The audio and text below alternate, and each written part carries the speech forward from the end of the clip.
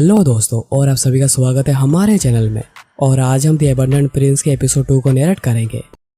Episode के starting में लिवा cadets को कह रहा था, मैं तुम्हें बधाई देता हूँ कि तुम सभी ने पहले टेस्ट को पास कर लिया है, इसलिए तुम्हें एक ब्रोंज मेडल दिया जाएगा जो कि दर्शाएगा कि तुम एक लो रैंक वॉरियर हो।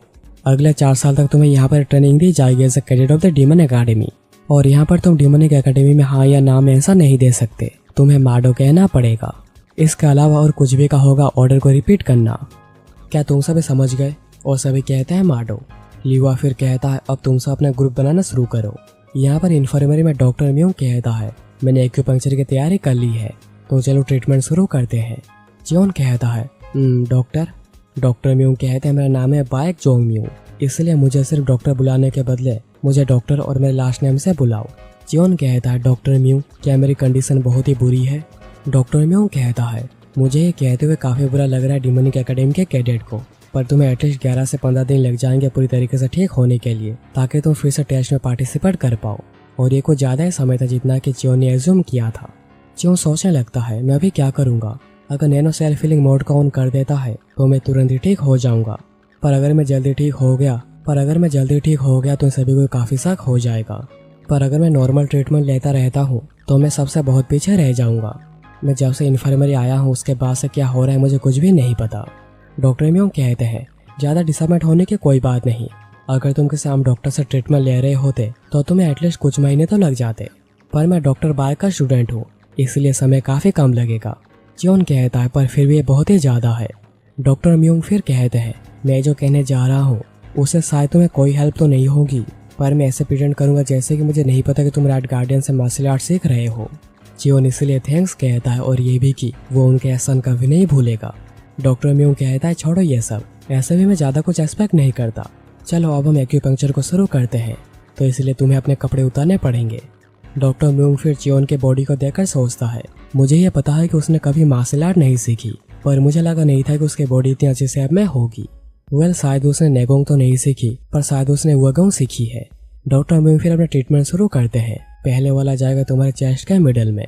नैनो तभी कहता है, मैं सेंस कर सकता हूँ आपके शरीर में कोई शार्प आयरन नीडल से डैमेज करने की कोशिश कर रहा है, इसलिए मैं सेल्फ डिफेंस मोड एक्टिवेट कर रहा हूँ।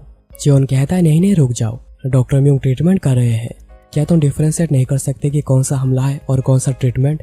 नैनो कहता है, आपके कहने के मुताबिक मैंने सेल्फ डिफेंस मोड को डीएक्टिवेट कर दी है। अगर आप मुझे पहले नहीं कहेंगे कि ट्रीटमेंट हो रहा है, मैं इसे डैमेज ही कंसिडर करूंगा। जियोन कहता है, अच्छा ठीक है, अब से मैं जब भी किसी भी चीज़ का विरोध नहीं करता तुम कुछ भी नहीं करोगे। जियोन फिर नोटिस करता है कि डॉक्टर म्यूंग के ट्रीटमेंट की वजह से उसे दर्द काफ़ी कम हो रहा है। मेरे पेट में दर्द भी काफ़ी कम हो गया है। नैनो कहता है, ऐसा इसलिए हो रहा है क्योंकि जिन जगहों में एक्यूपंक्चर के इंडिया लगाए जा रहे हैं ये सारे पेट की वो जगह हैं जो कि गति को तेज करते हैं। जियोन कहता है, नैनो तुमने मुझे जो भी जानकारी ट्रांसफ़र करी है उसकी वजह से मैं तुम्हारी बातें समझ पा रहा हूँ। जियोन उसके बाद डॉक्टर म्यूंग को देखते ही रहता आखिर वो कैसे ट्रीटमेंट कर रहे हैं। डॉक्टर म्यूंग कहते हैं, तुम थोड़ी देर के लिए प्लीज सो जाओ, अगर तुम मुझे ऐसे ही देखते रहोगे तो मैं काम नहीं कर पाऊंगा। इसलिए जियोन सोने की कोशिश करता है। मैं सो नहीं पा रहा क्योंकि नैनो मुझे एक्सप्लेन कर ही जा रहा है।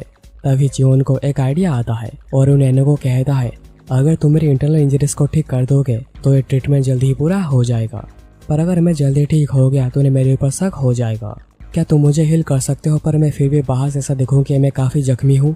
नैनो कहता है, आपको सेल्फ हील करने के बाद ऐसा करना पॉसिबल है, आपके पल्स को रैंडमली चेंज कर देना जिससे ऐसा लगे कि आपके ऑर्गन सभी भी डैमेज है। जियोन कहता है, मैं तो ऐसे ही पूछ रहा था, पर मुझे खुशी है कि ऐसा करना पॉसिबल है। अगर मैं डॉक्टर म्यूंग को 2 हफ्तों तक बेवकूफ़ बना पाया तो मेरे पास ये मौका होगा रेड गार्डन से नेगोंग सीखने का। ठीक है नैनो, मुझे हील कर दो और डॉक्टर म्यूंग को बेवकूफ़ बना देना। जब वो मुझे चेक करने आए तो उन्हें ऐसा लगे कि मैं अभी भी जख्मी हूँ। नैनो कहता है, मैं समझ गया, आपके कहे मुताबिक मैं सेल्फ हीलिंग मोड को शुरू कर रहा हूँ। यहाँ पर ग्राउंड में लिवा कैडेट्स को कह रहा था, मैं अभी तुम लोगों को तुम्हारा अगला टेस्ट के बारे में एक्सप्लेन करने जा रहा हूँ। तीसरे टेस्ट तक सारे कैडेट्स एक साथ ही मिलकर टेस्ट देंगे और सेकंड टेस्ट देकर मिड लेवल वॉरियर बनने के लिए तुम्हें बेसिक टैक्टिक्स और स्ट्रेटेजी से फैमिलियर होना पड़ेगा और तुम्हारे पास इसके लिए बस 20 दिनों का ही समय है। सारे कैडेट्स बस 20 दिन का समय सुनकर कहने लगते हैं, ये तो बहुत ही कम समय है, क्या इतना समय में हम टैक्टिक्स और स्ट्रेटेजीज को सीख पाएंगे? लिवा फिर कहता है, क्या तुम लोग क्यूरियस नहीं हो ये जानने के लिए कि यहाँ पर आखिर 20 ग्रुप से क्यों है? क्योंकि बस 3 हफ्तों में तुम में से बस 10 ग्रुप ही आगे जाएंगे। तो आप कहना चाह रहे हैं कि आधे कैडेट्स को निकाल दिया जाएगा? हमारे ग्रुप में तो कोई भी टॉप कैडेट नहीं है। और 6 क्लास के पास तो एक बहुत ही बड़ा एडवांटेज होगा। लिहुआ कहता है ये पहला और आखिरी टेस्ट है जिसमें तुम्हें टीम बनाकर काम करना पड़ेगा, तो अगर तुम लोग ग्रुप में एक दूसरे से कॉम्पीट करने लगे तो तुम लोग एक साथ ही फेल होकर निकल जाओगे। होजिन कहते हैं ये लिहुआ भी ना बिल्कुल वैसा ही है, लोगों को हमेशा ही डिमोरलाइज कर देता है। लिहुआ फिर कैडेट्स को कहता है आज के लिए आज का शेड्यूल पूरा हुआ, तुम सभी वापस अपने अपने डोर में चले जाओ। कल से तुम लोग उन लोगों से सीखोगे जो कि तुम्हारे सामने खड़े हुए हैं, वो तुम्हें टेक्टिक्स और टेक्निक्स काफी काइंडली सिखाएंगे। कैडेट्स सोच रहे थे काइंडली, ये तो वही लोग हैं जो कि फेल स्टूडेंट्स को यहाँ से लात मार कर निकाल दिया था। उसके बाद सभी अपने अपने डोर में वापस जाने लगते हैं। तभी ग्रुप 8 इंस्ट्रक्टर इम्पियोंग कहता है कैडेट 3 तुम अभी तक यहाँ पर क्या कर रहे हो। मुकेम कहता है कि मुझे आपसे एक सवाल पूछना है। पियोंग कहता है मैं श्योर हूँ कि तुम्हें पता होगा, मैं ट्रेनिंग से रिलेटेड किसी भी सवाल का जवाब नहीं दे सकता। मुकेम कहता है मुझे ये बात पता है। तो फिर पियोंग कहता है तुम्हारा क्या सवाल है पूछो। मुकेम कहता है मैं श्योर हूँ कि मैं ग्रुप 8 का लीडर बनूंगा। पियोंग सोच रहा था ऐसे में टीम लीडर का सिलेक्शन कल ही होने जा रहा है, पर हर बार की तरह 6 क्लास के पास एक एडवांटेज रहेगा। मुकेम कहता है कैडेट 7 जो कि हमारे ग्रुप का है और अभी इन्फर्मरी में है, ग्रुप का एक कैडेट मिसिंग है टेस्ट के लिए और मैं नहीं चाहता कि हमारा ग्रुप फेल हो जाए। और क्योंकि उसने आज की सेरेमनी अटेंड नहीं करी है तो उसे आज यहाँ पर क्या क्या हुआ उसे कुछ भी नहीं पता, इसलिए मैं चाहता हूँ कि कैडेट 7 को इस सब के बारे में पता चले। मुकेम मन ही मन सोच रहा था तुम आखिरकार मेरे ग्रुप में आ ही गए और तुम्हारा लक यहीं खत्म होता है, मैं खुद ही इन्फर्मरी जाऊंगा और तुम्हारे शरीर को फाड़ के रख दूंगा। पियोंग कहता है ये बहुत ही अच्छा आइडिया है, ऐसा लग रहा है कि तुम बेसिक्स को समझ गए हो। बहुत अच्छे, मैं तुम्हारे कहने के मुताबिक और तुम्हारे ग्रुप के इंस्ट्रक्टर होने के नाते खुद इन्फर्मरी जाकर कैडेट 7 को सारी जानकारी दे दूंगा। मुकेम कहता है ये क्या हो गया, इंस्ट्रक्टर आपको ये करने की जरूरत नहीं, ये मैं खुद कर लूंगा।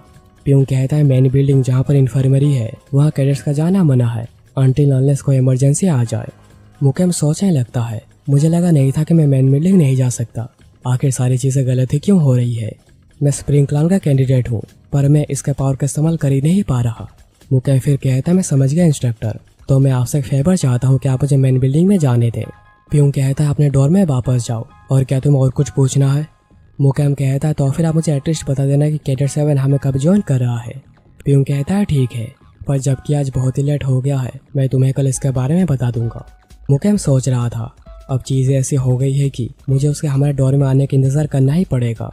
जल्दी जल्दी ठीक हो जाओ क्योंकि मैं यहाँ पर तरस रहा हूँ तुम्हें मारने के लिए। मैं तुम्हें इतना दर्द दूंगा कि तुम्हें लगेगा इस दर्द को सहने से ज़्यादा अच्छा होगा कि मैं मर जाऊँ।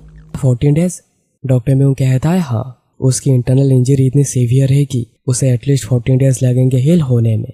प्यूंग कहता है अगर वो यहाँ पर इतने समय तक रहेगा तो उसके लिए काफ़ी मुश्किल होगा टॉप तक पहुँच पाना। क्या कोई रास्ता नहीं है ट्रीटमेंट को फास्ट करने का। डॉक्टर म्यूंग कहता है मैं भी वही सोच रहा था, अगर उसके पास नेगोंग होता तो कुछ किया जा सकता था, पर कैडेट 7 के पास नेगोंग का नामो निशान नहीं है, और जबकि उसके पास नेगोंग है ही नहीं तो उसके पास दूसरा और कोई रास्ता नहीं है। उसे पूरी तरीके से हील होने में ज़्यादा समय ही लगेगा। प्यूंग सोचने लगता है सेकेंड टेस्ट का भी बस 3 हफ्ते ही बचे हुए हैं, मैं बिलीव नहीं कर पा रहा हूँ उसे 2 हफ्तों तक हॉस्पिटलाइज रहना पड़ेगा। मैं नहीं चाहता कि मेरा ग्रुप एलिमिनेट हो जाए बस उस लड़के की वजह से। प्यूंग फिर कहता है क्या मैं कैडेट 7 से बात कर सकता हूँ, मुझे उसे बहुत कुछ बताना है। डॉक्टर म्यूंग कहता है हाँ, पर वो अभी सो रहा है तो बात करना मुश्किल है, क्या मैं उसे जाकर उठा दूँ। प्यूंग कहता है नहीं, मैं कल फिर से वापस आऊँगा, ऐसे भी वो यहाँ पर ही तो रहेगा। प्यूंग जाते हुए सोच रहा था वो बस पहले टेस्ट को barely पास कर पाया था, शायद उसका लक वहीं पर ही खत्म हो गया। फिर अगले दिन सुबह सुबह हम किसी को बहुत तेजी से जाता हुआ देखते हैं, और ये और कोई नहीं बोल के सियोमेंग है। सियोमेंग हमेशा की तरह दरवाजा तोड़कर अंदर आता है, जिसकी वजह से चियोन डर के मारे उठ जाता है। सियोमेंग कहता है स्टूडेंट तुम्हारा टीचर हाजिर है। चियोन कहता है टीचर आप, उनमें से अभी भी शराब की बदबू आ रही है। सियोमेंग फिर कहता है क्या तुम मुझे ग्रीट नहीं करने वाले, इसलिए चियोन जल्दी से उतरकर सियोमेंग को गुड मॉर्निंग टीचर कहता है। सियोमेंग कहता है बहुत अच्छे, क्या तुमने कल का होमवर्क पूरा कर लिया जो कि मैंने तुम्हें दिया था। चियोन कहता है क्या आप नेगोंग ब्रेथ की बात कर रहे हैं। सियोमेंग कहता है बिल्कुल सही, मैंने तुम्हें सब कुछ याद कर लेने को कहा था मेरे आने से पहले। चियोन सोचने लगता है मैं कल ही इन्फर्मरी आया था और मेरी ट्रीटमेंट भी अभी चल रही है, लगता है कि वो काफ़ी शॉर्ट टेम्पर्ड है, पर मुझे खुशी है कि मेरे पास नैनो है और उसी वजह से मैं ठीक भी हो पाया और मैंने नेगोंग ब्रेथ को भी याद कर ली है। चियोन कहता है बिल्कुल मैंने याद कर लिया है। सियोमेंग सोचता है क्या उसने पूरा याद कर लिया जबकि वो इतना ज़्यादा बीमार है, मैंने तो बस उसे ये सब प्रोवोक करने के लिए कहा था। सियोमेंग कहता है तुमने बहुत अच्छा किया तुम्हारे टीचर का दिया हुआ होमवर्क पूरा करके। चियोन कहता है आपका शुक्रिया टीचर, पर आपको क्या नहीं लगता आपको ज़्यादा जल्दी आ गए हैं। सियोमेंग कहता है क्या तुम थक गए हो। चियोन कहता है नहीं ऐसी बात नहीं है। सियोमेंग कहता है ठीक है, और अब मैं तुम्हें यह बताने जा रहा हूँ क्योंकि तुम्हें आज नहीं तो कल इसके बारे में पता चल ही जाएगा। मैं तुम्हें सिर्फ 2 हफ्तों के लिए ट्रेन कर सकता हूँ और तुमसे बस तब तक ही मिलने आ सकता हूँ जब तक तुम यहाँ पर इन्फर्मरी में हो। पर एक बार तुम अपने डॉर्म चले गए मैं तुमसे और कांटेक्ट नहीं कर पाऊंगा। मैंने पहले इतना आगे तक नहीं सोचा था। ऐसे भी ये बात तुम्हें पहले पता नहीं होगी क्योंकि तुम तो यहाँ पर आते हॉस्पिटलाइज हो गए थे। मुझे दिन में एक मेन टीचर के तौर पर काम करना पड़ता है, इसलिए मैं बस इतने सुबह सुबह आकर तुम्हें ट्रेन कर सकता हूँ। अगर मैं किसी और समय पर आता हूँ तो मेरे ऊपर शक हो सकता है। जियोन सोच रहा था इस डिमोनिक एकेडमी में बाहर से लोगों से ट्रेनिंग लेना बिल्कुल मना है, तो मेरी प्रॉब्लम मेरे सामने और भी बढ़ जाएगी। और मुझे लगा था कि वो काफ़ी स्टबन होंगे, पर वो एक्चुअली मुझे काफ़ी अटेंशन दे रहे हैं। जियोन कहता है थैंक यू मेरे लिए इतना सब कुछ करने के लिए। सियोमेंग फिर कहता है ठीक है फिर, जबकि हमारे पास समय काफ़ी कम है, हमें जल्दी शुरुआत करनी चाहिए। जियोन कहता है क्या अभी करना है? सियोमेंग कहता है क्या तुमने नहीं सुना तुम्हारे टीचर ने तुम्हें क्या कहा? हमारे पास समय काफ़ी कम है, इसलिए जल्दी से घूमकर नीचे बैठ जाओ। जियोन कहता है मैं समझ गया। जियोन सोच रहा था कि अच्छा होता अगर वो मुझे एक्सप्लेन करते कि आखिर वो ये क्यों कर रहे हैं। सियोमेंग फिर कहता है कि अच्छी बात है कि तुमने मेरी 1000 मार्शल्स ब्रीदिंग को याद कर ली है। सियोमेंग फिर जियोन के पीठ पर हाथ रखते हैं और जियोन कहता है आखिर आप क्या करने जा रहे हैं? सियोमेंग कहता है क्योंकि हमारे पास ज़्यादा समय नहीं है, मुझे तुम्हारे अंदर फ्लो डालना होगा। जियोन कहता है क्या आप मेरे अंदर डालना चाहते हैं क्या? आखिर इसका मतलब क्या हुआ? सियोमेंग कहता है यह सोफिस्टिकेटेड रास्ता है जो कि तुम्हारे ग्रेट ग्रैंडफादर ने क्रिएट किया था और तुम्हें की और चक्रा फिल करने की जरूरत नहीं क्योंकि तुम्हारा टीचर्स तुम्हारे लिए सब कुछ कर देगा। चलो जल्दी से अपने जबड़े को जकड़ लो, अगर तुमने चिल्लाया तो गार्ड्स यहाँ पर आ जाएंगे और सब यहीं पर ही खत्म हो जाएगा। और फिर सियोमेंग जियोन के अंदर एनर्जी ट्रांसफर करने लगता है। नैनो सेंस कर जियोन को कहता है इंटेंजिबल एनर्जी यूजर के ब्लड में डाला जा रहा है। बिल्ट इन डाटा की मदद से एनालिसिस शुरू करता हूँ। इस एनर्जी को की या फिर चक्रा कहा जाता है और अभी इसका असर शरीर के ऊपर एनालाइज किया जा रहा है। जियोन सोच रहा था मुझे पता है टीचर का स्ट्रॉन्ग नेगोंग मेरे वेंस को फोर्स कर रहा है ओपन करने के लिए, पर यह कुछ ज्यादा ही है। सियोमेंग सोच रहा था ये बच्चा क्या उसने सच में कुछ भी नहीं सीखा है? मुझे बिलीव ही नहीं हो रहा है कि उसके शरीर में ना कोई ब्लॉकेज है और ना ही कोई ऑब्स्टेकल, और उसके मसल्स ऐसे लग रहे हैं जैसे कि इन्हें ट्रेन किया गया हो। जहाँ तक मुझे पता है मैं श्योर हूँ उसने मार्शल आर्ट्स नहीं सीखी है, या फिर ऐसा हो सकता है कि लॉर्ड ने किया हो। उन्हें अपने साथ बीवियों में से शायद वो लेडी लुआ के ज़्यादा केयर करते होंगे, इसलिए शायद वो सीक्रेटली जाकर चियोन को भी ट्रेन करे होंगे। पर ये जो भी हो ये बहुत ही अच्छा है। उसके शरीर के हिसाब से बस 7 दिन लगेंगे उसके लिए अच्छे खासे नेगों को तैयार करने के लिए। इसी समय के दौरान डिमोनिक एकेडमी के डोर में एक लड़का प्रिंस जोंगसुम को मार रहा था जो कि पॉइजन क्लान का प्रिंस है। प्रिंस खुद को संभालिए। और ये तुम खुद को क्या समझते हो? क्या तुम्हें लगता है तुम पॉइजन क्लान के जोंगसुम को मार के ऐसे ही बच जाओगे? वो लड़का कहता है क्या कोई फर्क पड़ता है कि मैं कौन हूँ और वो कौन है? डिमोनिक एकेडमी में बस स्ट्रेंथ ही देखी जाती है। अब जबकि मैंने उसे हरा दिया है ग्रुप 12 का लीडर मैं बनूंगा। और एपिसोड सियोमेंग एनर्जी इंसर्ट करना पूरा कर देता है। सियोमेंग कहता है क्या तुमने फ्लो को याद कर लिया है? जियोन कहता है कि मैंने इसे क्लियरली याद कर लिया है। सियोमेंग कहता है पहली बार की वजह से तुम्हें काफी दर्द हुआ होगा, पर एक काफी अच्छा मेथड उन्हें सिखाने का जिनके पास नेगोंग बिल्कुल भी नहीं है। तुम्हारा गोल है 7 दिन, तुम्हें इस समय के दौरान एनफ नेगोंग लेना होगा। क्या तुम समझ गए? जियोन सोच रहा था उन्हें देखकर लग रहा है कि वो काफी थक चुके हैं। उन्होंने जरूर अपना बहुत नेगोंग इस्तेमाल किया है, मुझे शायद इतना तो सहना ही पड़ेगा। जियोन फिर कहता है आप मेरी इतनी केयर कर रहे हैं, मैं जरूर सक्सेड करूंगा। सियोमेंग कहता है लगता है तुम अच्छी बातें करना भी जानते हो। चलो आज का ट्रेनिंग पूरा हुआ। ब्रीदिंग मेथड और फ्लो को मत भूलना। तुम्हें मेक श्योर करना होगा कि तुम्हें ये सब पता हो। मैं भी जा रहा हूँ, अपना ख्याल रखना। जियोन कह रहा था श्योर, मैं 1 हफ्ते के दौरान अच्छा खासा नेगोंग बिल्ड कर लूंगा। फिर हमें डिमोनिक एकेडमी के प्रैक्टिस ग्राउंड को दिखाया जाता है। लिवा सोच रहा था जैसे कि मैंने सोचा था वही बच्चे ग्रुप्स के लीडर बने हुए हैं, और मैं बहुत सारे ऐसे चेहरे भी देख पा रहा हूँ जिन्हें कल रात बहुत ही मारा गया है। कल सारे इंस्ट्रक्टर अपने डोर में नहीं थे क्योंकि इसका रीजन है ताकि स्टूडेंट्स एक दूसरे के साथ ही फाइट करके खुद का रैंक्स को डिसाइड कर ले। मैं ये क्या देख रहा हूँ? ग्रुप 12 में पॉइजन क्लान का कैंडिडेट था, पर उनका लीडर कैडेट 18 बाइक जी बना हुआ है। उन दोनों को देखकर लग रहा है कि दोनों के बीच में कल रात को काफी घमासान लड़ाई हुई थी। एक प्रिंस के ऊपर हमला करना जिसका नेम टैग ब्लैक है, उसके पास बस स्किल्स ने, उसके अंदर काफी हिम्मत भी है। होजिन फिर कहते हैं हमें कैडेट्स का ट्रेनिंग शुरू करनी चाहिए।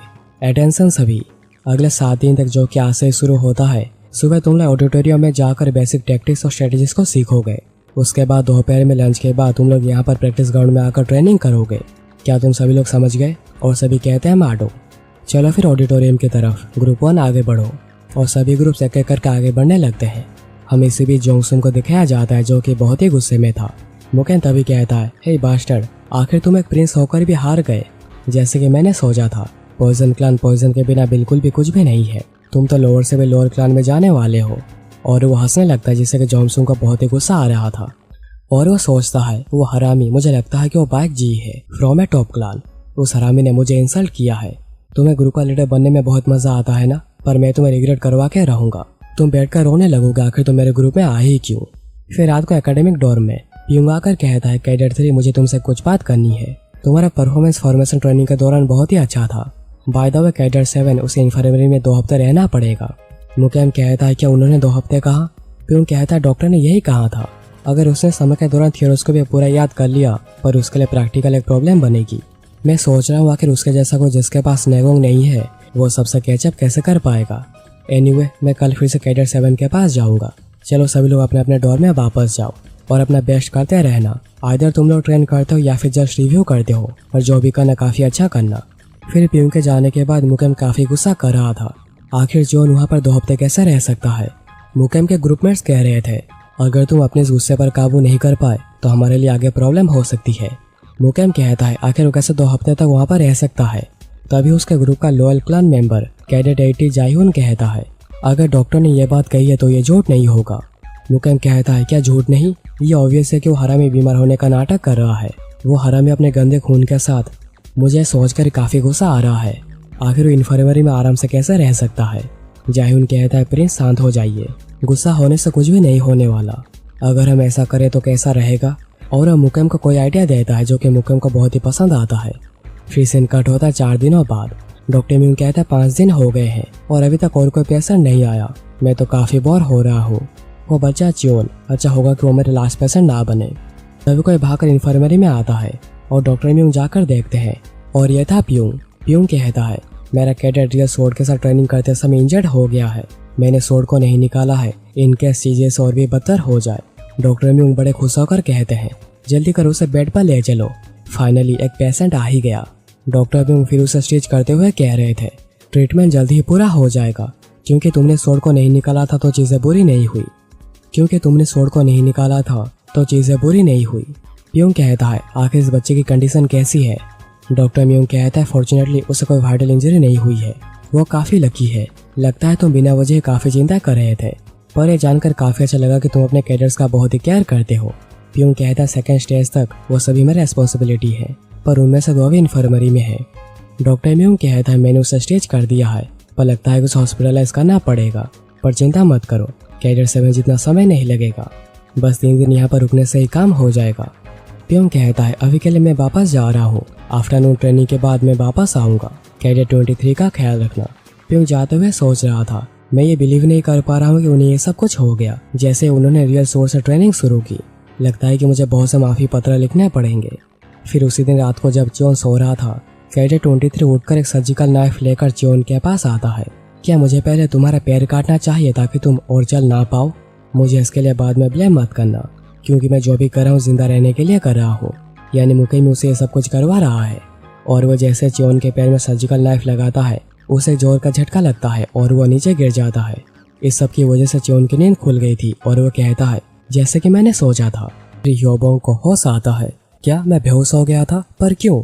ह्योबोंग फिर देखता है कि उसके हाथ पैर बंधे हुए हैं। क्या? पर आखिर किसने ये सब किया? तभी चियोन आकर कहता है, ये मैंने किया है टकलू। ह्योबोंग कहता है, आखिर तुम ये कैसे कर सकते हो?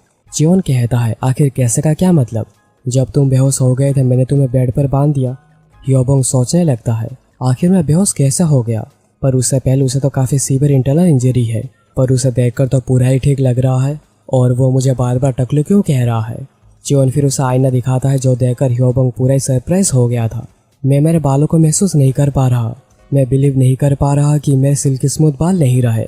ये नहीं हो सकता, आखिर मैं टकला कैसे हो सकता हूँ? और वो जोर जोर से रोना शुरू कर देता है। चियोन उसे इसकी वजह से जोरदार थप्पड़ मारता है और वो फिर से बेहोश हो जाता है। ये क्या, वो फिर से बेहोश हो गया? फिर उसके बाद जब ह्योबोंग को होश आता है, क्या अभी तुम्हारा दिमाग शांत हुआ है? ह्योबोंग कुछ तो कहने की कोशिश कर रहा था, पर रुमाल की वजह से वो कुछ भी कह नहीं पा रहा। चियोन कहता है, आखिर तो मुंह में रुमाल के साथ कहना क्या चाह रहे हो? ह्योबोंग सोच रहा था, यह लल्लू, जब मैंने उसे पहली बार देखा था एंट्रेंस सेरेमनी में, मुझे लगा था कि यह कोई नौसिखिया होगा, पर मुझे अभी बिलीव ही नहीं हो रहा है कि वो ऐसा है। आखिर वो एग्जैक्टली क्या है? जियोन फिर ह्योबोंग को वही सर्जिकल नाइफ दिखाकर कहता है, तुम्हें क्या लगता है अभी तक मैं कैसे सरवाइव करता हुआ आया हूँ? एक असैसिनेशन अटेम्प्ट ये मेरे ऊपर समय समय पर होता आया है। तुम्हारे जैसे मुझे बहुत बार मारने की कोशिश कर चुके हैं। तुम्हें क्या लगता है इनकी संख्या कितनी होगी? जियोन फिर नाइफ ह्योबोंग के गले पर लगाकर कहता है, मुझे पता है तुम इसी की मदद से मुझे मारने की कोशिश कर रहे थे, पर क्या तुम्हें पता है इसको तुम्हारे अंदर घोंपने से कितना दर्द होगा? तुम्हें पता है तुम मर भी सकते हो।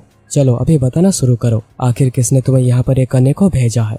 चलो जल्दी करो, मुझे बताओ। ह्योबोंग कहता है, आखिर तुम क्या बात कर रहे हो? मुझे पता नहीं तुम क्या कह रहे हो।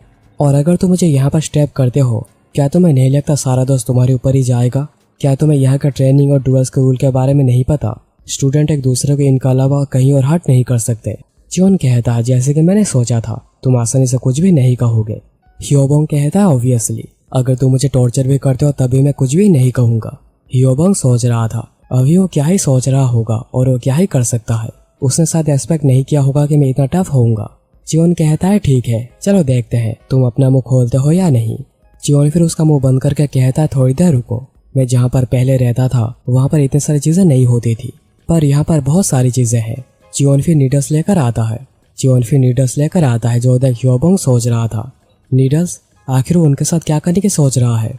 जियोन बड़े क्रीपी तरीके से हंसता हुआ आकर ह्योबोंग का हाथ पकड़ता है। क्या तुम्हें डर लग रहा है? आखिर तुम्हारे ये हाथ अचानक के कांपने क्यों लगे हैं? ह्योबोंग सोच रहा था, आखिर इस लल्लू के पास इतनी पावर आई कहाँ से, जबकि उसे बिल्कुल भी मार्शल आर्ट्स नहीं आती। ये कैसे हो सकता है? और वो मेरा हाथ खोलने की कोशिश आखिर क्यों कर रहा है? आखिर उसके दिमाग में चल क्या रहा है? जियोन कहता है, तुम्हें बस थोड़ा सा ही दर्द होगा, और वो नीडल लेकर उसके नाखूनों के बीच में घुसा देता है, जिससे ह्योबोंग को कुछ ज्यादा ही दर्द हो रहा था। पर जियोन कहता है, ओवर रिएक्ट मत करो। ह्योबोंग को इतना दर्द हो रहा था कि वो उसे रुकने को कह रहा था, पर मुंह बंद होने की वजह से वो कुछ कह भी नहीं पा रहा। जियोन कहता है, तुमने ही तो कहा था अगर मैं तुम्हें टॉर्चर भी करता हूँ तभी तुम कुछ भी नहीं कहोगे, इसलिए तुम इसे टॉर्चर ना सोचकर रिवेंज सोच सकते हो। और जियोन उसके बाद उसके 5 उंगलियों में नीडल घुसा देता है। जियोन फिर कहता है, क्या तुम्हें इससे बहुत दर्द हो रहा है? तुम तो इस दौरान 2 बार बेहोश हो चुके हो। चलो अब तुम्हारे दूसरे हाथ में कलाकृतियां करते हैं। ह्योबोंग पूरा ही डर गया था और वो सर हिला हिला कर ना कह रहा था। जियोन कहता है, तो क्या तुम अभी बात करना चाहते हो? तुम्हें ये पहले ही कर देना चाहिए था, तो तुम्हें ये सब सहना तो नहीं पड़ता। ह्योबोंग सोच रहा था, ये लड़का तो पागल है, अगर मैं उसे नहीं बताऊंगा तो आइदर मैं मारा जाऊंगा या फिर मैं पागल हो जाऊंगा, इसलिए मुझे उसे उसका नाम बता देना चाहिए। तभी जियोन कहता है, ये मुकम ने तुमसे करवाया है ना?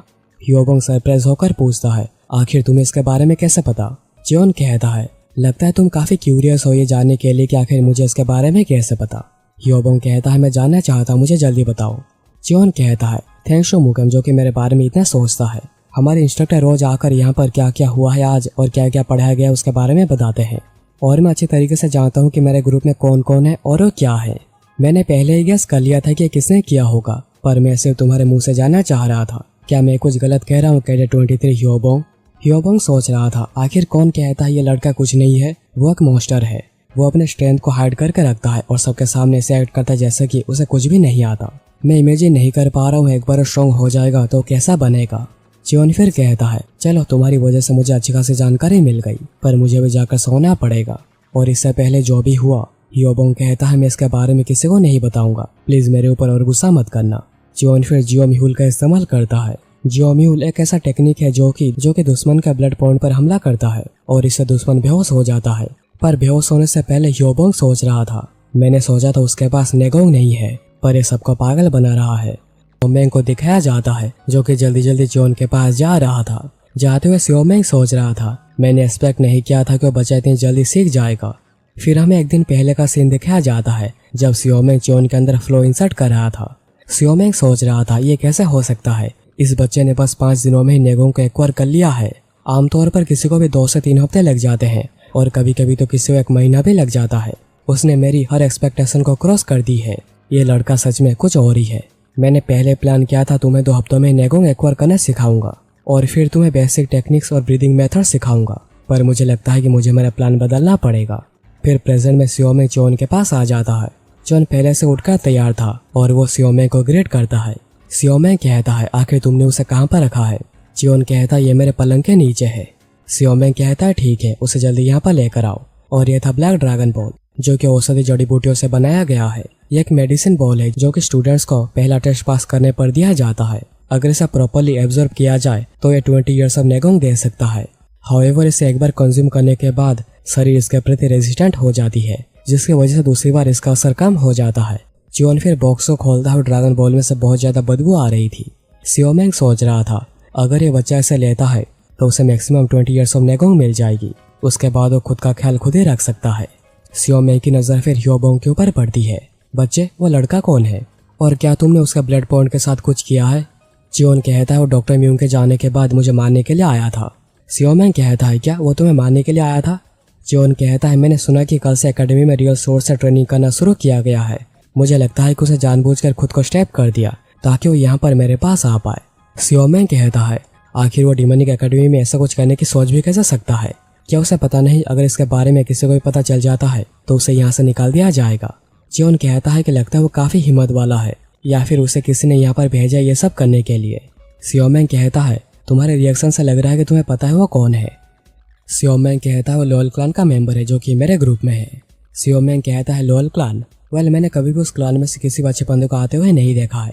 यह फैमिली काफी टफ है जिसमें बस हरामी ही भरे हुए हैं, पर लगता नहीं है कि मैं उनके खिलाफ कुछ भी बोल पाऊंगा और मुझे लगता है कि तुम्हारी जिंदगी काफी टफ है। जियोन कहता है आप ये सब छोड़िए, मेरे साथ तो ये सब आए दिन होता ही रहता है।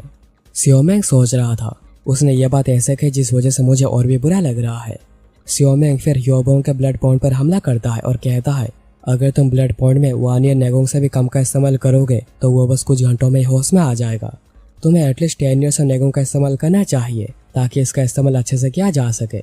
क्या तुम समझ गए? जियोन कहता है मैं इसे हमेशा याद रखूंगा। सियोमेंग कहता है ठीक है, चलो अब तुम ब्लड ड्रैगन बॉल को खा सकते हो। जियोन कहता है क्या मैं इसे सिर्फ निगल नहीं सकता?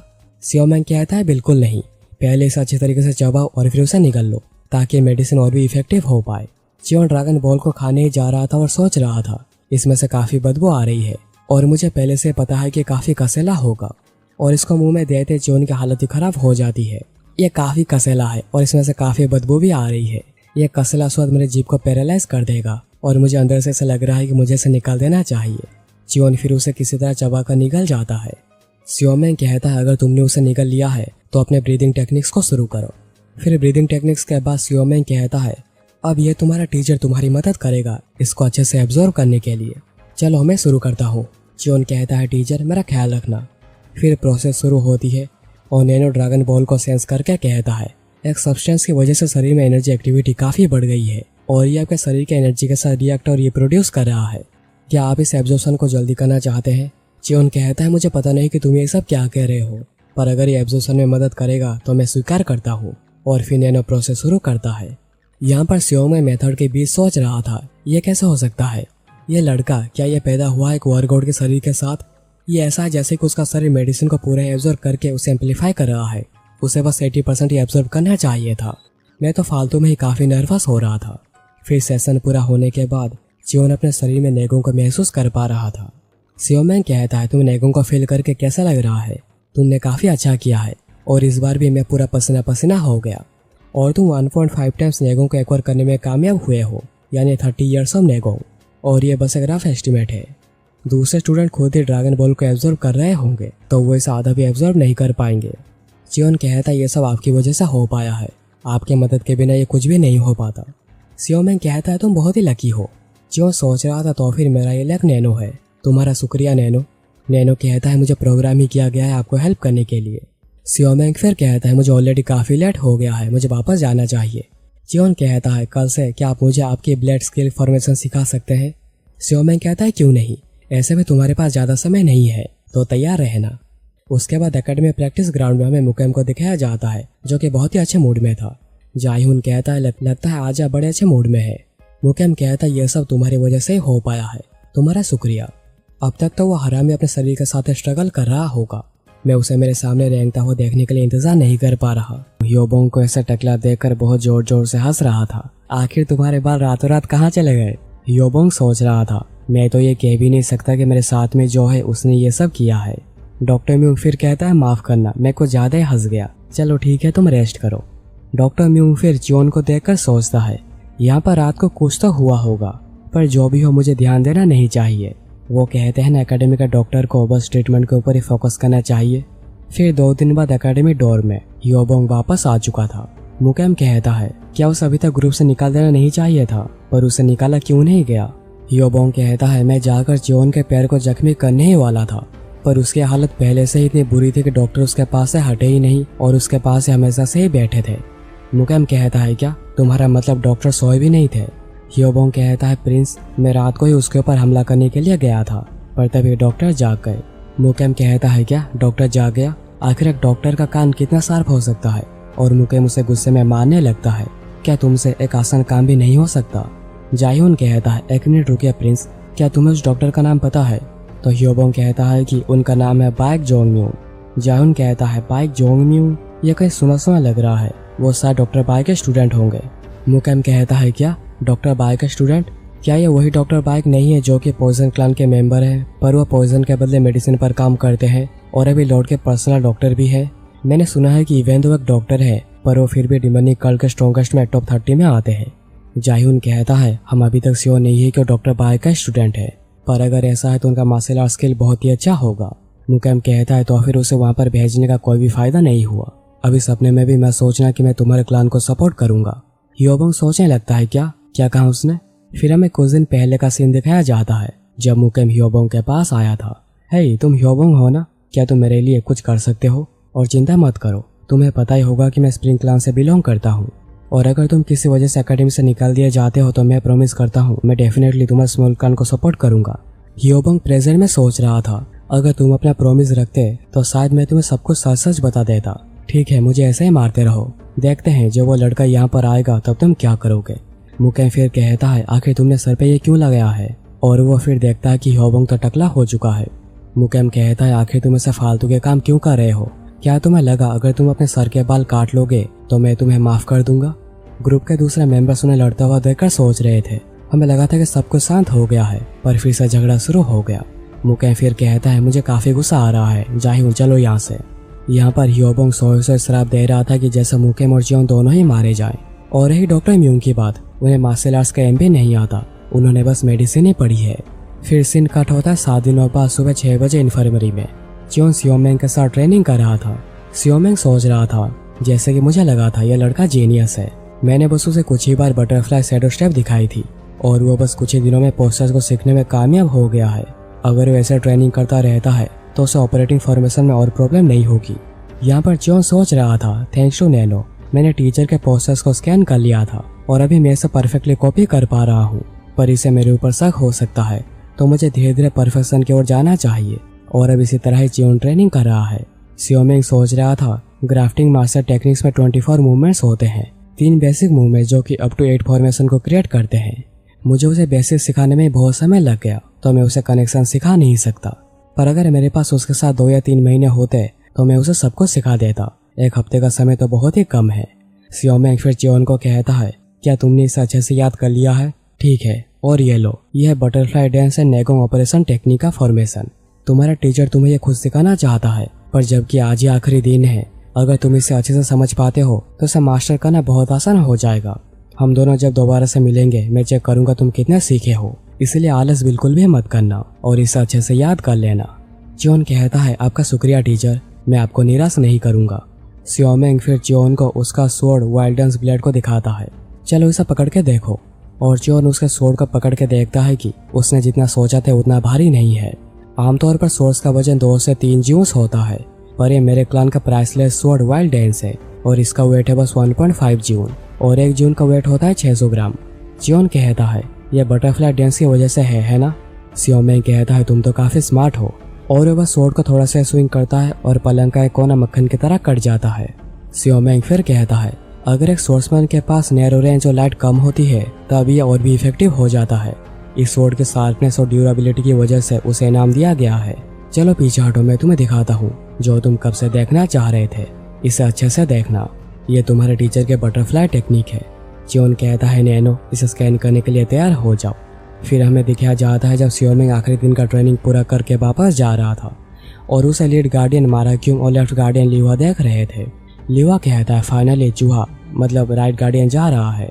माराक्यूम कहता है तुमने काफी अच्छा किया है ऐसे प्रिटेंड करके कि तुम्हें इसके बारे में कुछ भी नहीं पता। लिवा कहता है, आखिर मैं आपके ऑर्डर्स के खिलाफ कैसे जा सकता हूँ। मुझे उस चूहे को बिल से बाहर आते जाते हुए देखना नहीं पड़ा और मुझे लगता है कि मुझे यहाँ के गार्ड्स को कहीं और भेजना पड़ेगा। उन्होंने यहाँ पर काफी रेस्ट कर ली है। चलो मैं भी जा रहा हूँ। लिवा कहता है, पर आखिर मैं समझ नहीं पा रहा हूँ कि आखिर आप 7th प्रिंस को लेकर चिंता क्यों कर रहे हैं। माराक्यूम कहता है, क्योंकि ऐसा ही होना चाहिए। लिवा कहता है, क्या आप कहना चाह रहे हैं उसके पास एक मौका है क्योंकि उसके अंदर रॉयल ब्लड है। माराक्यूम कहता है, हवा से सवाल मत पूछो, और वो एक ही सेकंड में गायब हो जाता है। लिवा कहता है, जैसे कि मैंने सोचा था विंड किंग को एक ही सेकंड में कहाँ चले जाते हैं किसी को भी पता नहीं चलता। अगर वो कहीं भागने चाहते हैं तो उन्हें कोई पकड़ नहीं सकता। एनीवेज, क्या 10 दिन में कोई भी फर्क पड़ा होगा। यहाँ पर डॉक्टर म्यूंग च्योन को सोता हुआ देखकर सोच रहा था, ये बड़ा अजीब है। हर दिन मैं जब भी आता हूँ च्योन उठा हुआ होता है, पर आज वो सो रहा है। ऐसे भी आज उसका यहाँ पर आखिरी दिन है जब वो शांति से सो पाएगा। एक बार वो डॉर्म चला गया, उसे बहुत कुछ झेलना पड़ेगा। चलो तुम थोड़ी देर और सो जाओ। यहाँ पर च्योन के अंदर नैनो कह रहा था, यूजर का muscle development for butterfly technique 80% complete हो चुकी है और चेंजेस टू 75% हो चुका है। 100% कम्प्लीट होने में 1 घंटा लगेगा। 100% कम्प्लीट होने में 1 घंटा लगेगा। फिर 1 घंटे बाद हमें देखा जाता है कि डॉक्टर म्यूंग सो रहा था। तब उसे कोई आवाज सुनाई देती है और वो भागता हुआ जाता है च्योन को देखने, और वो देखता है कि उसे तो उल्टी हो रही है। डॉक्टर म्यूंग समझ नहीं पा रहा था कि आखिर वो अचानक ही उल्टी क्यों कर रहा है, और उल्टी के साथ साथ उसका शरीर कांप भी रहा है। डॉक्टर म्यूंग च्योन को कहता है, क्या तुम ठीक हो? तुम्हारे शरीर में कहाँ पर दर्द हो रहा है? ठीक है, तुम पहले सो जाओ। डॉक्टर म्यूंग फिर उसके पल्स को चेक करके पूरा ही हैरान रह जाता है। आखिर ये क्या, आखिर ऐसा कैसे हो सकता है? उसके पल्स को चेक करने पर ऐसा लग रहा है कि उसके शरीर ने काफी मेहनत करी है। नैनो फिर च्योन को कहता है कि आपका शरीर अभी स्टेबलाइज हो चुका है, और डॉक्टर म्यूंग ने तो अभी अपना शरीर पकड़ लिया था। अब ये कैसा हो गया? आखिर अचानक से इतना स्टेबल कैसे हो गया? मैंने मेरे टीचर से कभी ऐसे किसी केस के बारे में सुना ही नहीं। चलो जो भी हो, उसे भी थोड़ा सोने देना चाहिए। और फिर डॉक्टर म्यूंग के जाने के बाद च्योन उठ जाता है और अपने हाथों के स्ट्रेंथ को चेक करने लगता है। मेरे हाथों में जो भी पावर है ये 6 घंटे पहले से बिल्कुल ही अलग है। लगता है कि मुझे पता है आखिर टीचर ने कितनी ट्रेनिंग करी होगी। अगर उन्हें किसी तरह पता चला कि मैंने ये सारी बस 6 घंटों में हासिल करी है तो शायद वो भी डर जाएंगे। तो सियोमेंग च्योन को बटरफ्लाई टेक्निक सिखा रहा था, और उसके पास फॉर्मेशन से इतना प्रेशर बन रहा था कि च्योन पूरा ही इम्प्रेस हो गया था। बस फॉर्मेशन से और बिना नेगों के इतना प्रेशर बन पा रहा है, ये तो अमेजिंग है। नैनो, क्या तुम इसे स्कैन कर सकते हो? और नैनो कहता है, बिल्कुल। फिर फॉर्मेशन पूरा होने के बाद सियोमेंग कहता है, क्या तुमने मुझे अच्छे से देखा? च्योन कहता है, हाँ मैंने देखा। सियोमेंग कहता है, मुझे काफी बुरा लग रहा है। मैं तुम्हें ये फॉर्मेशन खुद ही सिखाना चाह रहा था, पर आज ये आखिरी दिन होने की वजह से मैं तुम्हें सिखा नहीं सकता। पर ये तुम हो, मुझे पता है तुम बस अपने टीचर को देखकर अपने बटरफ्लाई टेक्निक को मास्टर कर पाओगे। च्योन कहता है, आपका शुक्रिया टीचर, मुझे इतना सब सिखाने के लिए। सियोमेंग कहता है, ये सब याद रखना, एक बार तुम डॉर्म वापस चले गए तुम्हारे लिए काफी मुश्किल होगी। कभी किसी से भी हारना मत मेरे बच्चे। च्योन फिर सियोमेंग के जाने के बाद सोच रहा था, यहाँ पर कोई तो है जो कि मेरे लिए केयर करता है, तो फिर मुझे उनके एक्सपेक्टेशन पर खड़ा उतरना ही पड़ेगा। नैनो, क्या तुमने स्कैन मूव्स का एनालाइज कर लिया है? नैनो कहता है, हाँ मैंने एनालाइज कर लिया है। अकॉर्डिंग टू द एनालिसिस, आपके इस बॉडी को इस मूव को एक्वायर करने के लिए आपके मसल्स एंड वेन्स में सिग्निफिकेंट चेंजेस करनी होगी, और इसके लिए लगभग 6 घंटे लग जाएंगे। च्योन कहता है, क्या इतना ज्यादा समय? फिर प्रेजेंट में च्योन अपने नए मूव्स को ट्राई कर रहा था, और उसे जो रिजल्ट्स मिल रहे थे वो बहुत ही खुश था। यह तो बहुत ही अच्छा है, मैंने बस पहले फॉर्मेशन को यूज किया है और ये बिल्कुल टीचर से सिमिलर है। चलो अब सेकंड फॉर्मेशन की बारी। तभी वो हॉलवे से किसी को आता हुआ सेंस करता है। मैं किसी को हॉलवे से आता हुआ फील कर पा रहा हूँ। पर रुको जरा, पर क्या मैं पहले इतना सेंसिटिव हुआ करता था? क्या किसी वजह से मेरे सेंसेस शार्प हो गए हैं जैसे जैसे मेरा शरीर बदला है? यह तो बहुत ही अच्छा है, मेरा प्रिपरेशन कंप्लीट हुआ। फिर कमरे में डॉक्टर म्यूंग चलता हुआ ब्रश करते हुए आता है। अरे तुम कभी उठ गए, और आखिर तुम क्या कंप्लीट की बात कर रहे थे? च्योन कहता है, मैं डिस्चार्ज होने के लिए पूरा तैयार हूँ, और मैंने जो प्रेजेंट सेंस की यह डॉक्टर म्यूंग की थी। फिर उसके बाद च्योन तैयार होकर आता है। मेरे पास और कोई पेशेंस नहीं है, तुम जब चले जाओगे मैं क्या करूँगा क्या पता। च्योन कहता है, जल्दी यहाँ पर बहुत से पेशेंट्स होंगे। डॉक्टर म्यूंग कहता है, क्या तुम्हें ऐसा लगता है? पर नहीं, अच्छा होगा कि किसी को भी कुछ भी ना हो। च्योन कहता है, आपका बहुत बहुत शुक्रिया मेरा इतना ख्याल रखने के लिए। डॉक्टर म्यूंग कहता है, वो सब छोड़ो, तुम्हें अभी अपने सामने बहुत कुछ फेस करना पड़ेगा, मैं तुम्हारे लिए प्रार्थना करूंगा। च्योन फिर बाहर आ जाता है और डॉक्टर म्यूंग सोच रहा था, अब मेरे पास करने के लिए कुछ भी नहीं है, चलो मैं जाकर सो ही जाता हूँ।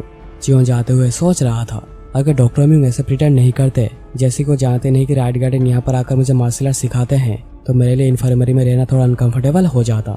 मैं आपका ये एहसान कभी नहीं भूलूंगा और आपको जो पेशेंट्स चाहिए आपको जल्दी ही मिल जाएंगे। फिर हमें दोपहर में एकेडमी के प्रैक्टिस ग्राउंड को दिखाया जाता है जहाँ पर सारे ग्रुप्स आए हुए थे ट्रेनिंग के लिए और वहाँ पर जियोन भी आया हुआ था और मुकेम जियोन को देखकर बहुत ही खुश हो रहा था। तो तुम यहाँ पर फाइनली आ ही गए बास्टर्ड। फिर पियोंग जियोन को कहता है तुम्हारा स्वागत है, क्या तुम्हारा शरीर भी पूरा ठीक हो गया है? जियोन कहता है मैं लकी था कि मैं पूरा ठीक हो पाया। पियोंग कहता है मैंने तुम्हें सारी थ्योरीज एक्सप्लेन कर दी थी पर क्या तुम्हें तुम्हारा पोजीशन याद है? जियोन कहता है हाँ मुझे याद है। पियोंग कहता है बहुत अच्छे, तो फिर सील्ड और स्वॉर्ड लेकर वहीं पर खड़े हो जाओ।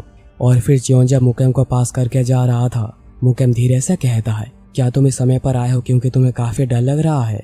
पर जियोन उसे पूरा इग्नोर करता हुआ चला जाता है। वो बास्टर्ड मुझे इग्नोर कर रहा है। वहीं पर जियोन सोच रहा था तुम इतनी जल्दी एक्साइटेड मत हो प्रिंस, मैं तुम्हें जल्दी सब कुछ दिखाऊंगा। पियोंग फिर कैडेट्स को कहता है चलो हम अभी प्रैक्टिकल ट्रेनिंग को शुरू करेंगे रियल स्वॉर्ड के साथ। अच्छे से ध्यान देना और एक दूसरे से बराबरी की दूरी मेंटेन करना। अगर वैसे एक्सीडेंट फिर से हुआ तो मैं तुम्हारे ग्रुप के इंस्ट्रक्टर होने के नाते मैं तुम्हें एकेडमी से निकाल दूंगा। उसके बाद ट्रेनिंग शुरू होती है और मुकेम लीडर होने के नाते सबको गाइड कर रहा था। पियोंग उसे देखकर सोच रहा था इवन तो मुकेम की पर्सनालिटी घमंडी और क्रूरता वाली है पर वो अपने टीममेट्स को काफी अच्छे से कंट्रोल कर रहा है। पर मेरे लिए प्रॉब्लम जियोन है। मैंने उसे एक ऐसी जगह पर पोजीशन किया है जहाँ पर उसे मूवमेंट कम करनी पड़े। प्लीज जियोन कोई गलती मत करना। पियोंग जियोन को ट्रेनिंग करता हुआ देखकर सोच रहा था मैंने जितना सोचा था उससे बेहतर कर रहा है। क्या वो अपने टीममेट्स को देखकर वो जो करे वही करने की कोशिश कर रहा है? मुकेम यहाँ पर सबको ऑर्डर दे रहा था अपने स्किल्स को लाइन अप करो और पोस्टर्स को ठीक से रखो और जब तक मैं नहीं कहता बिल्कुल भी मत हिलना। पर बस 15 मिनट में सबकी हालत काफी खराब हो चुकी थी। मुकेम कहता है मैंने तुम सबको हिलने से मना किया था ना, तुम लोग ठीक से बिल्कुल भी नहीं कर रहे। क्या तुम्हें लगता है तुम ऐसे करके सेकंड स्टेज को पास कर पाओगे? पियोंग फिर उन्हें ट्रेनिंग करता हुआ देखकर सोच रहा था ये सब लोग कब से ट्रेनिंग कर रहे हैं पर अभी भी काफी गलतियां कर रहे हैं। पर आखिर जियोन अभी तक ठीक कैसे कर पा रहा है? उसे तो देखकर नहीं लग रहा है कि उसे कोई भी प्रॉब्लम हो रही है। क्या ये वही लड़का है जो कि इतने दिनों तक इन्फर्मरी में सोया हुआ था? मुझे उसे फिर से रिहर्सल करना पड़ेगा। पियोंग फिर सभी को फॉर्मेशन चेंज करने को कहता है और मुकेम सबको कैसे क्या करना है बता रहा था। अपने दुश्मन को सेमी सर्कल में घेर लो, पहले आ गया आधे स्टेप से और फिर एक बड़ा स्टेप। हाँ बिल्कुल तुम लोग सही कर रहे हो। मुकेम फिर देखता है कि जियोन कोई भी गलती नहीं कर रहा। वो लड़का आखिर कोई भी गलती क्यों नहीं कर रहा? बास्टर्ड क्या तुम सोच रहे हो मैं तुम्हें मेरे सामने ऐसे सक्सेसफुल होने दूंगा? मुकेम फिर जाहिउन को कहता है जाहिउन अगर तुम मुझे सुन पा रहे हो तो अपना सर हिलाओ और मैं जैसा कहता हूँ वैसा ही करो। और फिर मुकेम मुझसे कुछ कहता है और जाहिउन समझ जाता है। मुकेम फिर प्लान के हिसाब से लाइनअप को फिर से चेंज करवाता है और सभी को कहता है सिर्स को ऊपर उठाने को। जियोन ये करते हुए सोच रहा था तो बिल्कुल भी मुश्किल नहीं है। क्या ऐसा इसलिए है क्योंकि नैनो ने एक सिमुलेशन वीडियो इंपोर्ट करी है? मुकेम फिर कहता है अभी सभी लोग सेल्स के बीच में से अपने स्वॉर्ड को बाहर निकालो और अब प्लान के मुताबिक जाहिउन जियोन के पीछे आ चुका था। जाहिउन सोच रहा था तुम कितना केयरफुल क्यों ना हो जाओ, मैं तुम्हारे पिछवाड़े को अच्छे से देख पा रहा हूँ। नीच आदमी जमीन में रेंगने के लिए तैयार हो जाओ। और वो जैसे उसे लात मारने के लिए जाता है जियोन उसे कृपी तरीके से देखता है। जाहिउन सोचता है ये क्या उसने मुझे नोटिस कर लिया है? मैं उसके बाद थोड़ा बहुत नेगों का इस्तेमाल करूंगा क्योंकि उसे मार्शल आर्ट्स बिल्कुल भी नहीं आती। और वो जैसे ही लात मारने जाता है उड़कर पीछे आकर गिरता है।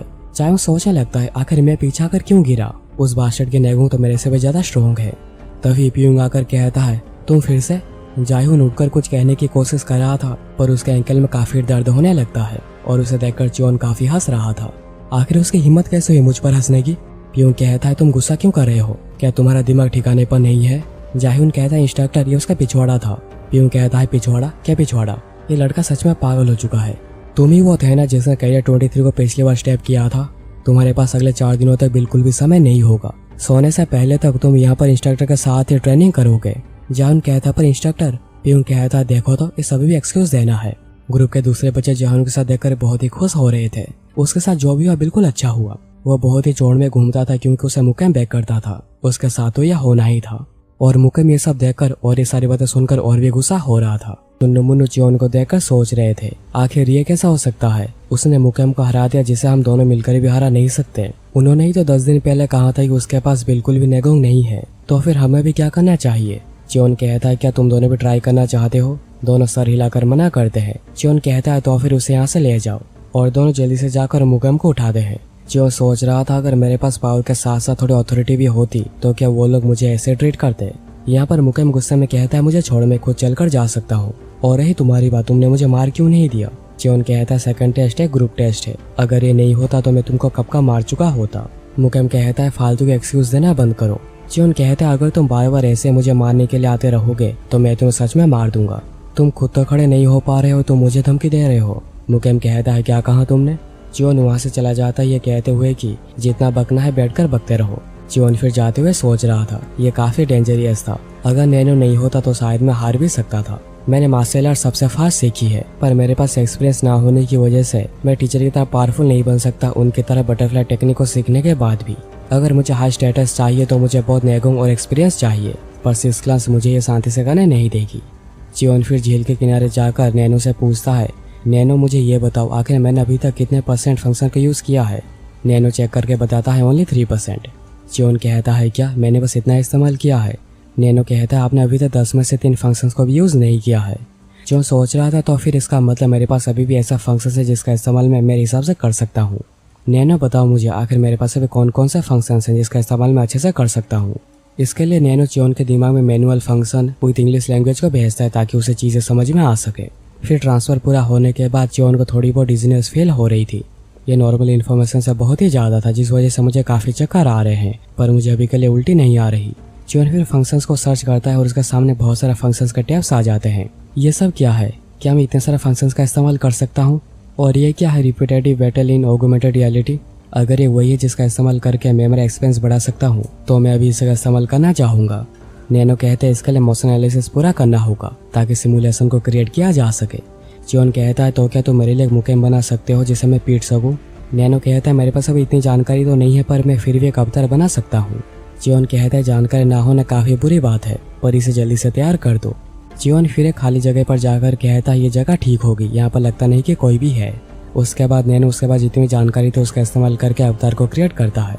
नैनो फिर चियोन को अवतार की इम्पैक्ट परसेंटेज को सेट करने को कहता है। चियोन पूछता है आखिर इम्पैक्ट परसेंटेज क्या है। नैनो कहता है इसका मतलब होता है आप अवतार के हमले से कितना % डैमेज लेना चाहेंगे।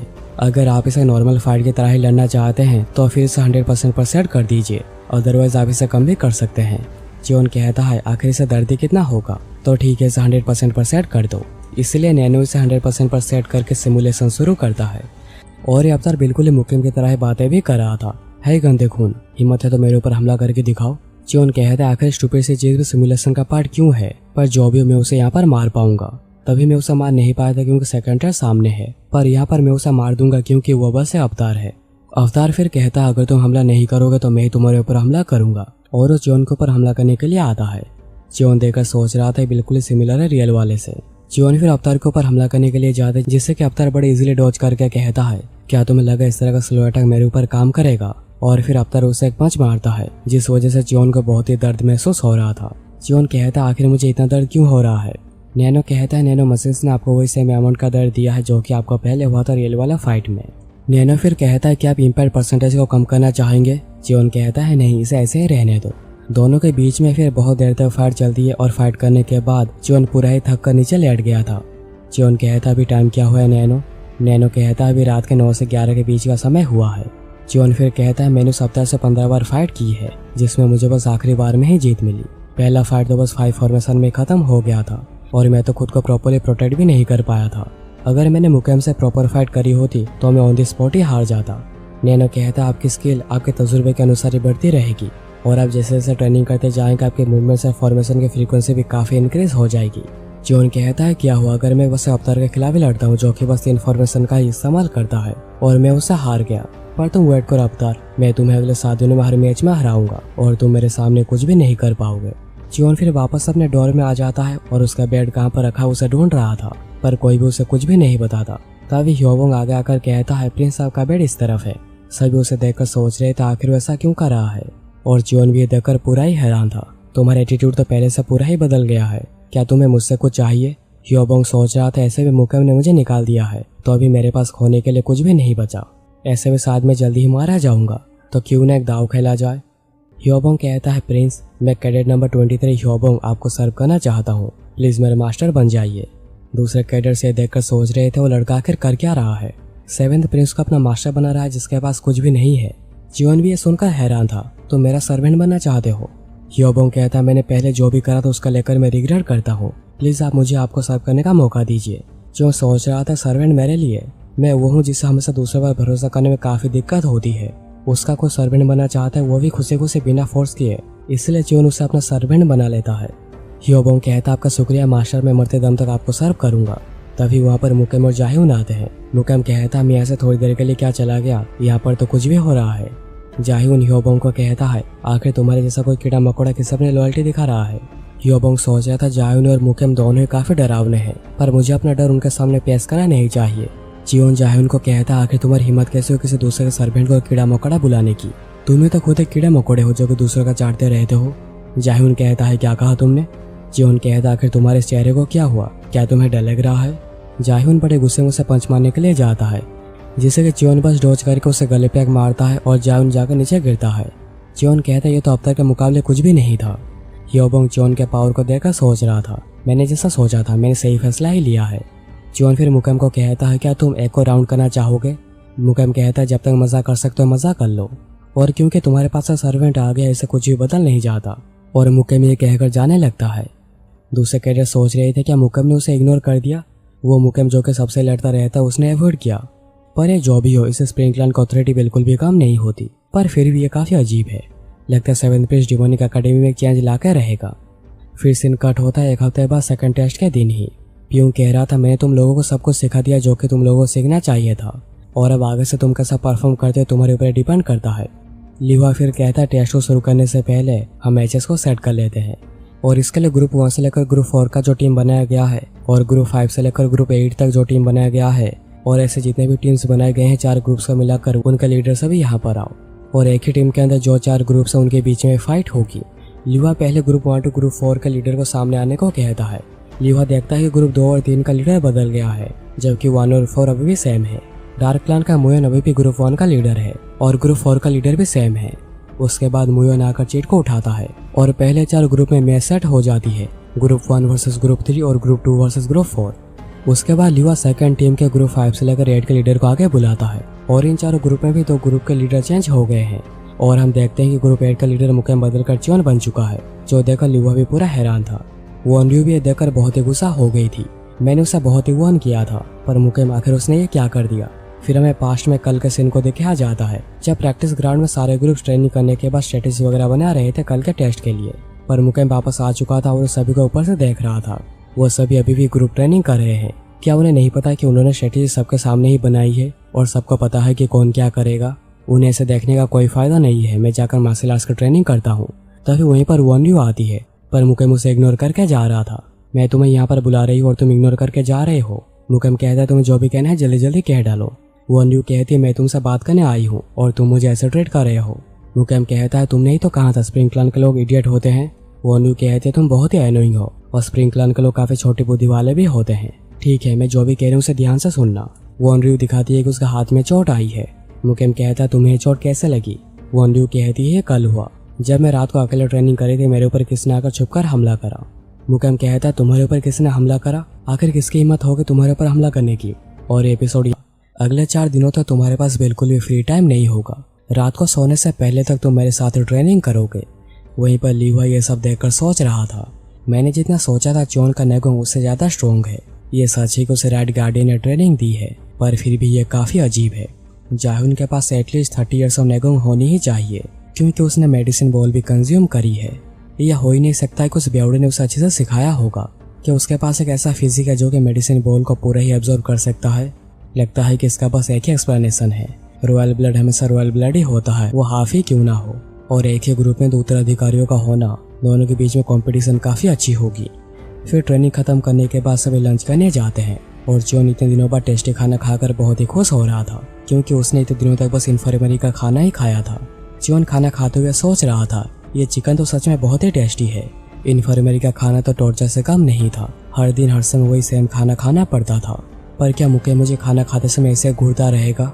मुझे अभी के लिए खाने पर फोकस करना चाहिए, पर मुझे ये पता नहीं है कि आखिर वो मुझे इतना हेट क्यों करता है।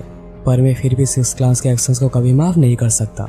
तुम कभी समझ ही नहीं सकता अपने मोम को अपने सामने मरता हुआ देखकर भी कुछ ना कर पाने का दर्द क्या होता है। तुम लोग सिर्फ देखते जाओ, मैं तुम सभी से बदला लेकर रहूंगा। फिर खाना खाने के बाद प्यूंग कहता है जबकि आज का लंच हो गया है, आज का शेड्यूल भी यहीं पर खत्म होता है। सब लोग अपने अपने डोर में वापस जा सकते हैं, पर कैंडिडेट जाहुन मेरे साथ चलो। जियोन फिर ग्रुप 8 के क्वार्टर में जा रहा था, पर मुकेम उसे रोककर कहता है आखिर तुम कहाँ पर जा रहे हो बिना परमिशन के। जियोन सोच रहा था ये फिर से आ गया। ये बिल्कुल वैसा ही है जैसे कि मैंने सोचा था। हमेशा अपने साथ चुन्नू मुन्नू को लेकर घूमता रहता है। क्या वो ऐसा करके सबको दिखाना चाहता है कि वही सबका मास्टर है? उन दोनों को आमने सामने दूसरे ग्रुप्स के लड़के भी देख रहे थे। ये तो स्प्रिंग क्लान का कैंडिडेट है, पर वो दूसरा कौन है? क्या तुम्हें नहीं पता? वही तो 7th प्रिंस है। उन दोनों को साउंड क्लान की कैंडिडेट वॉन्ड्यू भी देख रही थी। वहीं पर मुकेम सोच रहा था हमें भी बहुत से लोग देख रहे हैं, क्या मुझे भी शुरू कर देना चाहिए? मुकेम फिर कहना शुरू करता है, हे गंदे खून, अब तक तो इन्फर्मरी में समय बिताना बहुत ही आसान रहा होगा ना? ऐसे क्या देख रहे हो? क्या तुम्हें गुस्सा आ रहा है? जियोन कहता है क्या तुम लॉर्ड को इंसल्ट नहीं कर रहे? क्या मुझे गंदा खून कहना लॉर्ड की इंसल्ट नहीं है? मुकेम समझ नहीं पा रहा था कि आखिर वो क्या रिप्लाई देगा। जियोन कहता है क्या तुम इतने ऊपर आ चुके हो कि तुम लॉर्ड की इंसल्ट कर रहे हो, जो कि हमारे लिए भगवान के समान होते हैं? मुकेम गुस्से में सोच रहा था, मैं उसे सबके सामने पीट कर बदनाम करना चाहता था, पर अभी मेरा ही बदनाम हो रहा है। वॉन्ड्यू सोच रही थी शायद स्प्रिंग क्लान के लोग हमेशा मूर्ख होते हैं। वहाँ पर हम क्यूंगोन को भी देखते हैं, जो कि उन दोनों को देखकर सोच रहा था आखिर वो दोनों छोटी सी चीज को लेकर फालतू का हंगामा क्यों कर रहे हैं। यहाँ पर मुकेम गुस्से में जियोन को मारने जाता है और कहता है बास्टर्ड, तुम्हारी हिम्मत कैसे हुई ये सब कहने की? पर जियोन उल्टा ही उसे एक पंच मारता है और कहता है हाँ तुम क्या कहना चाह रहे थे? इस पंच की वजह से मुकेम के नाक से खून बह रहा था, जिस वजह से मुकेम और भी गुस्सा हो जाता है और कहता है तुम्हारी हिम्मत कैसे हुई मुझे मारने की? और वह गुस्से में स्प्रिंग क्लान का फिश टेक्निक को यूज करके एक पंच मारता है, जिससे कि जियोन जम करके डॉज कर देता है और फिर जियोन वहां से भाग जाता है। और ये देखकर किंगवॉन भी पूरा हैरान था, क्या वो इतना हल्का है कि वो जम करके यहाँ से चला गया? आखिर वो ऐसा कैसे कर पा रहा है? मुकेम फिर अपने चुन्नू मुन्नू को ऑर्डर देता है जाकर जियोन को पकड़ने को, और मुकेम गुस्सा में सोच रहा था उसने हिम्मत करके मेरे चेहरे पर पंच मारा और फिर यहाँ से भाग गया। यहाँ पर चुन्नू मुन्नू दोनों जियोन का पीछा कर रहे थे, पर वो कितने भी कोशिश करके उसके पास तक पहुँच नहीं पा रहे थे। चुन्नू सोच रहा था कुछ तो अजीब यहाँ पर हो रहा है। उसके स्पीड को देखकर लग रहा है कि हम उसे पकड़ पाएंगे, पर फिर भी हम उसके पास तक पहुँच नहीं पा रहे। तभी मुकेम वहीं पर आ जाता और कहता आखिर तुम दोनों इतना हेजिटेट क्यों कर रहे हो और तुम दोनों इतने स्लो भी क्यों हो? ठीक है, मैं खुद ही जाता हूँ उसे पकड़ने। चिंता मत करो जियोन, मैं तुम्हें जल्दी ही पकड़ लूंगा और सबसे पहले तुम्हारा मुंह तोड़ूंगा और फिर तुम्हारे शरीर के सारे हड्डियों को। जियोन फिर कुछ ही दूर जाकर खड़ा हो जाता है। मुकेम कहता है क्या हुआ, क्या तुम्हारा भागना खत्म हो गया? जियोन कहता है भाग रहा था और वो भी मैं। ये क्या मजाक कर रहे हो तुम? मेरे पास अभी कोई रीजन नहीं है मेरे पावर्स को दूसरों को दिखाने की। और फिर जियोन उसके ऊपर हमला करने के लिए जाता है, जो देखकर मुकेम पूरा डर गया था, जैसे कि उसने अपने सामने कोई भूत देख लिया हो। और मुकेम किसी तरह हमले को डिफेंड करता है। मुकेम सोच रहा था मैंने उसके हमले को 7 स्टार डिफेंस स्किल का इस्तेमाल करके रोक तो दिया, पर उसके इम्पैक्ट की वजह से मैं काफी पीछे खिसक गया हूँ। उसके हमले तो सच में काफी स्ट्रॉन्ग है। मुकेम फिर कहता है आखिर तुम्हें मार्शल आर्ट्स कैसे पता? और फिर वो सोचने लगता है अभी मैं जब सोच रहा हूँ उसके वेटलेस मूवमेंट्स काफी फास्ट थे। पहले टेस्ट में उसके पास बिल्कुल भी नेगो नहीं था, पर ये अचानक ही क्या हो गया? जियोन वहीं पर सोच रहा था बहुत अच्छे, वो धीरे धीरे करके फ्रस्ट्रेट हो रहा है और इस मूवमेंट्स के हिसाब से। और जियोन बटरफ्लाई डांस सेकंड फॉर्मेशन का इस्तेमाल करता है, जिसकी वजह से उसके मूवमेंट्स बटरफ्लाई की तरह हल्के हो जाते हैं। पर जियोन के पहले हमले को मुकेम डॉज करने में कामयाब रहता है और फिर जियोन के पेट पर एक पंच मारता है स्प्रिंग क्लान का फिश टेक्निक सेकंड फॉर्मेशन का इस्तेमाल करके, और वो लगातार ही फिर पंचेस मारता रहता है, जिससे जियोन थोड़ा ढीला पड़ गया था। मैं अभी भी उसके नेगों को मैच नहीं कर पा रहा। मुकेम के नेगों साथ दूसरे स्टूडेंट से बहुत ही ज्यादा होगी जब उसने एकेडमी को भी ज्वाइन नहीं करा था, और अब तक उसके नेगों और भी ज्यादा बढ़ गए होंगे ड्रैगन बॉल की मदद से। पर मैं फिर भी उसके सामने खड़ा हो सकता हूँ। मुझे उस पर इस तरह हमला करना होगा ताकि उसे कोई भी काउंटर अटैक करने का मौका ही ना मिले। जियोन फिर किसी एक हमले का इस्तेमाल करता है, जिसे देखकर चुन्नू मुन्नू कहते हैं एक आफ्टर इमेज।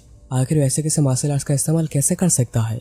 और जियोन इसी मदद से मुकेम के ऊपर हमला करता है, जिससे मुकेम किसी तरह डॉज करके उसे किक मारता है, जिस वजह से जियोन नीचे जाकर गिरता है। मुकेम सोच रहा था उसका फॉर्मेशंस काफी अच्छे थे, पर उसे ये पता नहीं है कि आखिर दुश्मन के हमले पर रिएक्ट कैसे करते हैं। जियोन नीचे पड़े पड़े सोच रहा था, मैं बस उसके पंचेस के ऊपर ध्यान दे रहा था, जिस वजह से मुझे उसका किक दिखाई नहीं। मुकेम कहता है मैं काफी सरप्राइज हुआ हूँ तुम्हें ऐसा स्किल का इस्तेमाल करता हुआ देखकर, जो कि तुम्हें बिल्कुल भी सूट नहीं करते। पर मैं कह सकता हूँ तुम काफी इम्प्रोवाइज कर रहे हो। ये बिल्कुल वैसा ही है जैसे कि मैंने एक्सपेक्ट किया था। तुम दूसरों को कॉपी करने की कोशिश कर रहे हुए जाने बिना कि आखिर तुम्हारे बॉडी के लिमिटेशंस क्या है। जियोन सोच रहा था क्या उसे पता चल गया मुझे इस टेक्निक के बस 2 फॉर्मेशन से आते हैं। मैंने मुकेम को बहुत ही अंडर एस्टिमेट करा है। किसे पता था बस एक्सपीरियंस की वजह से इतना बड़ा डिफरेंस क्रिएट हो जाएगा। मुकेम कहता है मुझे नहीं पता है कि तुमने मार्शल आर्ट्स कैसे सीखी है, पर मैं ये सवाल बाद में पूछूंगा। और मुकेम फिश टेक्निक का इस्तेमाल करके जियोन के ऊपर हमला करता है। चियोन सोच रहा था मैं भी क्या करूँगा, मुझे क्या करना चाहिए। तभी नैनो सेंस करके कहता है एक्सटर्नल फोर्स की वजह से डेंजर सेंस किया जा सकता है। आई फंक्शन को इंक्रीज किया जा रहा है डेंजर से बचने के लिए। और इसके साथ ही नैनो ऑपरेटिंग डिफेंस मोड को यूज करने लगता है बैटल ट्यूटोरियल के थ्रू। और बस इसकी वजह से ही चियोन मुकेम का आते हुए अच्छे से देख पाता है और उसके हमले को डॉज करके उसके फेस पर एक पंच मारता है। मुकेम इससे पूरा ही चौंक गया था और सोच रहा था ये तो कोई टेक्निक नहीं है, आखिर ये था क्या। नैनो चियोन को कहता है ये था optional built in self defence martial arts और इस बार बॉक्सिंग का इस्तेमाल किया गया था ट्यूटोरियल के लिए। चियोन पूछता आखिर कैसा ट्यूटोरियल। नैनो कहता है इसका मतलब होता है इंडिपेंडेंट टीचिंग। हमने ओपोनेंट के मूवमेंट्स को एनालाइज किया है फॉर एवरी 0.01 सेकेंड। चियोन कहता है कि मुझे पता नहीं है कि आखिर इसका मतलब क्या है, पर तुम ये कह रहे हो कि यह बॉक्सिंग था। क्या ऐसा पॉसिबल है बटरफ्लाई टेक्निक के बदले बॉक्सिंग का इस्तेमाल करना। नैनो कहता है एनालिसिस पूरा हो गया है तो हाँ ये पॉसिबल है, क्या आप ऐसा करना चाहेंगे। और चियोन हाँ कहता है।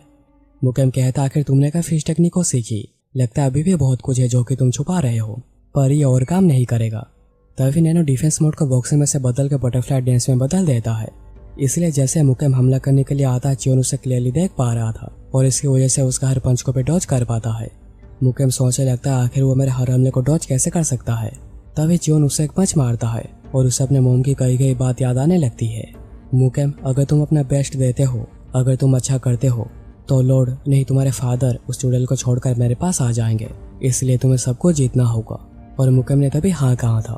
पर जब मुकेम चीज़ों को सही से नहीं कर पाता उसके मोम उसे कहती है क्योंकि तुम कुछ भी ठीक से नहीं कर पाते, क्योंकि तुम हर चीज़ में काफ़ी खराब हो और अगर वो चुड़ैल कभी आती ही नहीं, ये मेरी गलती नहीं है तुम्हारी गलती है। और वो मुकेम का गला दबाने लगती है, ये सब तुम्हारी वजह से ही हुआ है, तुम खुद एक गलती हो। मुकेम प्रेशर में सोच रहा था आखिर मुझे अचानक ये सब क्यों याद आ रहा है, क्या मैं उससे हार गया हूँ। नहीं मैं उसे से किससे हार नहीं सकता। और वो गुस्से में हमला करने के लिए जाता तो है पर चियोन उसे सर पकड़कर उसे नीचे पटक देता है। मुकेम गुस्से में कह रहा था तुम्हारे अंदर का ये गंदा खून ही तुम्हारे ऊपर ये सब लाया है और तुम इससे कभी बच नहीं पाओगे। और एपिसोड यही खत्म हो जाती है। तो दोस्तों ये था द एबंडेंट प्रिंस का एपिसोड 2। कमेंट करके बताना कि तुम्हें मेरी नरेशन और इसके एपिसोड 2 कैसी लगी। और अगर तुम्हें मेरे एफर्ट्स पसंद आए तो वीडियो को लाइक करना मत भूलना। और अगर ऐसे एपिसोड्स को मिस करना नहीं चाहते तो चैनल को सब्सक्राइब करके बेल आइकन को ऑल पे सेट कर देना। तो चलो मिलते हैं अगले एपिसोड में, तब तक के लिए बाय।